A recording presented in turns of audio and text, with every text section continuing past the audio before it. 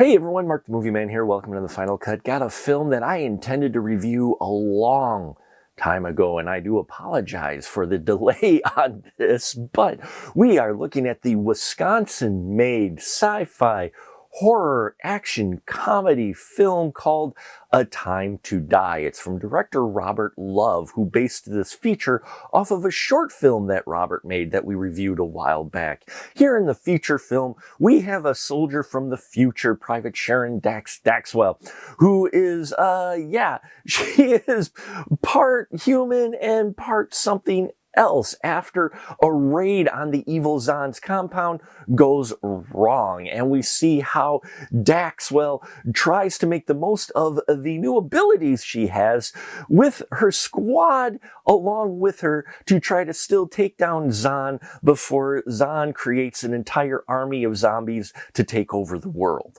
And that's the basic concept. There's a lot more stuff going on in here, but that is the basic gist of A Time to Die. And Robert Love, showing you can make the most out of a small budget, giving us a fun, made with passion and heart, and actually very well produced small budget film that I find entertaining from start to finish.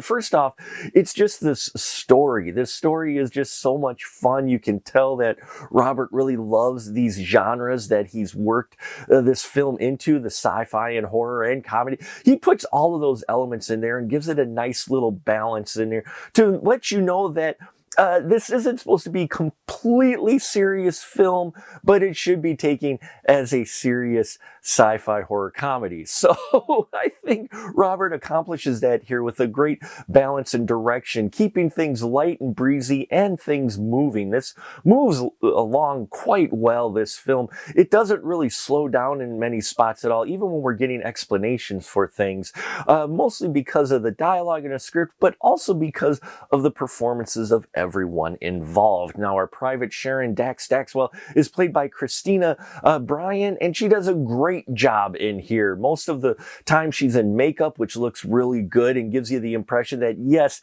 she is something other than human. And I just loved her performance, this woman who's kind of thrown into the mix and given this ability and tried to make the most of it to accomplish her task, her task while trying to be a team player, but her team isn't always making it easy for her. And it's just, you can tell she does very well in this.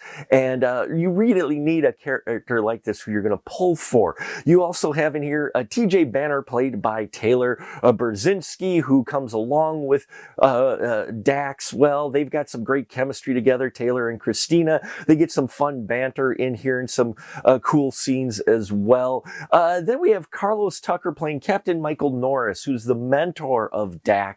And I thought that this dynamic was really interesting between these two. We get some back history with these two, which was unexpected, but in a good way, because it made for a bit of an emotional scene later on, which ends up being a conflict between these two, and seeing them, how they try to physically resolve that one, and just adding a little extra to what could have been just a standard fight. Also look for Stephanie Rose Quinnell in here as Sergeant Barbara McClintock. She gets to be some badass in here, but everybody gets some badassery going on in here. They get to have some fun action scenes that are actually choreographed fairly well for a film of this budget. So mad props, they're putting their most into these action scenes and actually make them feel like action scenes, which sometimes they don't with independent films. So I think they accomplished that too. And then Gabriella Zahn is played by Jessica Jane Witham. She steals every scene she's in, dripping with charismatic evil. This is a villain you can't help but make you smile every time she's on screen. She just brings it, and with the verbose and delivery that you want from a villain like this. I loved the Zahn character and her performance in here, which is really big highlight of the entire film. Yes, it is shot on a smaller budget, so some things are rough around the edges.